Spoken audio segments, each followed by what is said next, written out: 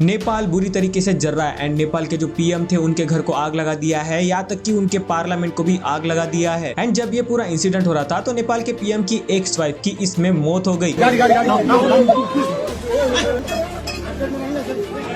तो प्रोटेस्ट चालू कैसे हुआ, उसने हाइप कहां से पकड़ी और अभी का सिचुएशन क्या है, पूरा मैं बताने वाला हूँ।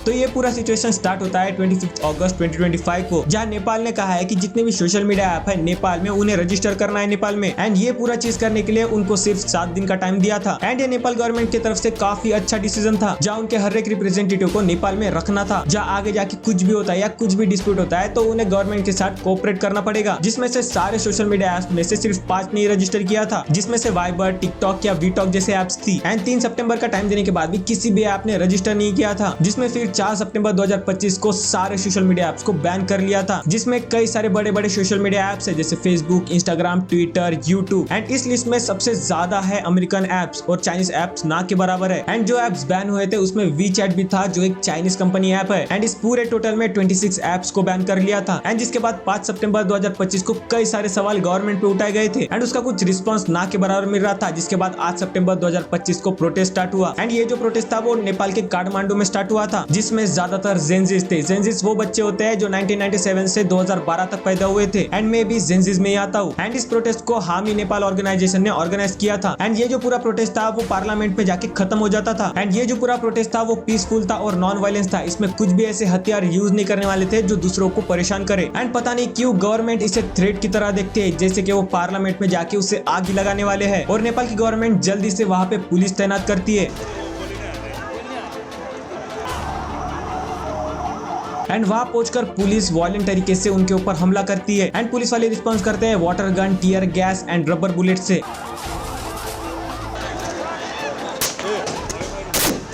एंड ये पीसफुल प्रोटेस्ट होने के बावजूद नेपाल की गवर्नमेंट इतना हार्श स्टेप उठाती है, जिसकी वजह से दोनों साइड्स में काफी अनस्टेबल सिचुएशन बिल्डअप होती है। एंड अनस्टेबल सिचुएशन बिल्डअप होते ही प्रोटेस्टर और पुलिस के बीच में हाथापाई स्टार्ट हो जाती है।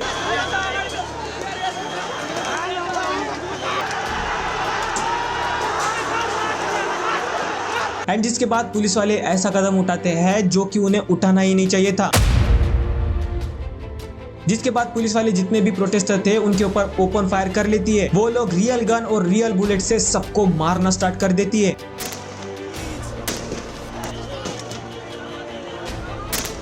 किसी भी चीज का एक स्टेप होता है जिसके बाद ये रियल गन यूज किए जाते हैं। रियल गन यूज करने का प्रोटोकॉल काफी ज्यादा हार्ड रहता है, पर इन्होंने ऐसे ही चला दिया। एंड इस इंसिडेंट के बाद 19 लोगों की डेथ हुई थी एंड 400 से ज्यादा लोग घायल थे। एंड सबसे शॉकिंग बात यह है कि इसमें एक 12 साल के बच्चे की भी मौत हुई थी। कहा जा रहा है कि वो बच्चा स्कूल यूनिफॉर्म में था और स्कूल बैग लेके था। एंड ये पूरा सुनने के बाद ऐसा लगता है कि ये डिक्टेटरशिप है, तानाशाही का राज चल रहा है यहाँ पे। एंड जैसे ये पूरा इंसिडेंट हुआ, ये पूरी इंफॉर्मेशन आग के लपटों की तरह पूरे नेपाल में फैलने लग गई। एंड जिसके बाद सारे नेपाल के लोग एक साथ यूनाइट हो गए और प्रोटेस्ट में खड़े होने लग गए।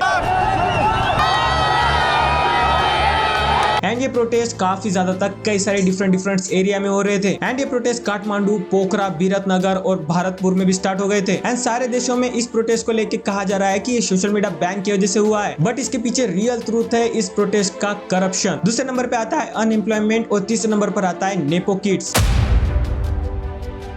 नेपाल के सारे लोग कह रहे हैं कि गवर्नमेंट हमारी आवाज दबाना चाहता है सोशल मीडिया ऐप्स को बैन करके। Social media ban by the government extremely it is against our freedom of speech and they want to control us just like a dictator. क्योंकि सोशल मीडिया ऐप्स ही थे जो अभी तक उन्हें control करके रख रहा था। एंड जैसे ही सोशल मीडिया बैन हुआ, टिकटॉक वगैरह, नेपो किड्स के सारे कच्चे चिट्टे टिकटॉक पर वायरल होने लग गए, क्योंकि टिकटॉक ही ऐसा प्लेटफॉर्म था जो नेपाल में बैन नहीं था। एंड ये जो पूरे बच्चे थे वो गवर्नमेंट के बच्चे या मंत्री के बच्चे थे जो बाहर जाके एंजॉय कर रहे थे, बड़े बड़े ब्रांड्स के जूते पहन रहे हैं, पर्स ले रहे हैं एंड कई सारे। असली गुस्सा था करप्ट लीडर्स के नेपोटिज्म पर, उनके बच्चों का शो ऑफ और एक फ्लॉन्टिंग लाइफस्टाइल, जबकि एक आम आदमी नौकरी और बेसिक नीड्स के लिए स्ट्रगल कर रहा है। लाखों की गाड़ियां, फॉरेन वेकेशन, डिजाइनर कपड़े, जनता का पैसा इनकी अय्याशी। On the other side Nepal एक गरीब कंट्री बनते जा रही है एंड उसमें अनएम्प्लॉयमेंट काफी ज्यादा है, क्योंकि नेपाल के पूरे जनता में 5 में से हर एक बंदा अनएम्प्लॉयड है। एंड यहाँ तक कि यहाँ की यूथ पैसे कमाने के लिए यूक्रेन रशिया वॉर में भी घुस चुकी है। एंड वो रशिया के साइड से ट्रेनिंग में जाते थे एंड कुछ दिन उन्हें ट्रेनिंग करके उन्हें फ्रंट लाइन में भेज दिया जाता था मरने के लिए। एंड वहाँ पे पैसे कमाने की तंगी होने की वजह से वो अदर कंट्रीज में जाते हैं। एंड आपने देखा होगा कि आपकी सिटीज में ज्यादातर जो चाइनीज स्टॉल या मोमो स्टॉल रहते हैं वो नेपाल के साइड से आते हैं। एंड ये जो चीज है वो काफी तरीके से अच्छे से आती है उन्हें, तो उसी की वजह से वो सर्वाइव करते हैं। सो एप्स बैन करने के बाद जितने भी वीडियोस वायरल हुए थे टिकटॉक पर, उस पर हैशटैग चलने लग गए थे, जैसे hashtag nepo kids, nepo baby and hashtag Nepal nepo kids. And जितने भी एप्स बैन हुए थे वो काफी इंपॉर्टेंट है एंड उसके काफी ज्यादा डिसएडवांटेज थे, क्योंकि जैसे मैंने कहा नेपाल की ज्यादातर जनता बाहर देशों में या बाहर एरिया में जाती थी काम करने के लिए एंड उनसे कम्युनिकेट करने का सोशल मीडिया ही एक जरिया था। एंड नेपाल में कई सारे लोगों का ऑनलाइन बिजनेस भी था जो एडवर्टाइज करते थे फेसबुक पे, इंस्टाग्राम पे या यूट्यूब पे। एंड वहाँ के जो स्टूडेंट भी थे वो यूट्यूब की मदद लेते थे किसी भी चीज को समझने के लिए या पढ़ने के लिए। एंड एप्स बैन करके ये सारी चीजों का एक ब्लॉकेज बन गया एंड इसके बाद लोग सड़क पे आ गए एंड प्रोटेस्ट करने लग गए। एंड गवर्नमेंट ने इसका रिस्पॉन्स काफी हार्श वे में दिया एंड नेपाल की जनता काफी ज्यादा फ्रस्ट्रेट हो गई थी इनके गवर्नमेंट की वजह से, क्योंकि इनकी जो पूरी गवर्नमेंट थी वो 3 लोगों के अंडर घूमते रहती थी एंड वही गवर्नमेंट वापस आती थी, जहाँ एक नेता दूसरे के साथ गठबंधन करता था एंड तोड़ता था फिर वापस आ जाता था एंड यही चक्कर बार बार चलते रहती थी। एंड इसमें 3 नाम सबसे इंपॉर्टेंट है, जैसे KP Sharma Oli, Pushpa Sharma Dahal and Sher Bahadur ड्यूबा। And in तीनों के अंदर ही पूरा गवर्नमेंट रिवॉल्व होते रहता था एंड इनकी सत्ता बैठती थी हर बार। एंड इनकी पूरी सरकार करप्शन करने में काफी अच्छी बन गई थी, क्योंकि नेपाल में चाइना की मदद से एयरपोर्ट बनने वाला था जिसमें 14,000 करोड़ का घोटाला हुआ था। एक गिरिबंधु नाम का प्रोजेक्ट था जिसमें 54,000 करोड़ का करप्शन हुआ। एंड ऐसे कोऑपरेटिव्स में 70,000 करोड़ का करप्शन। एंड इसमें आर्मी एयरक्राफ्ट करप्शन है और ऐसे कई सारे बिलियन डॉलर्स की करप्शन है एंड स्कैम्स है। एंड ये पूरे चीज से लोग पागल हो गए थे और फ्रस्ट्रेट हो गए थे कि ये क्या कर रही है हमारी गवर्नमेंट। एंड ये पूरा सिचुएशन होने के बाद नेपाल के जो होम मिनिस्टर थे उन्होंने रिजाइन कर दिया एंड जितने भी बैंक थे वो हटा दिया था। पीएम के घरों को आग लगा दिया था, अपोजिशन में थे उनके भी घरों को आग लगा के जला दिया था। आर्मी, हेलीकॉप्टर, मंत्री एंड गवर्नमेंट ऑफिशियल्स को वहां से बचाने में लगी थी।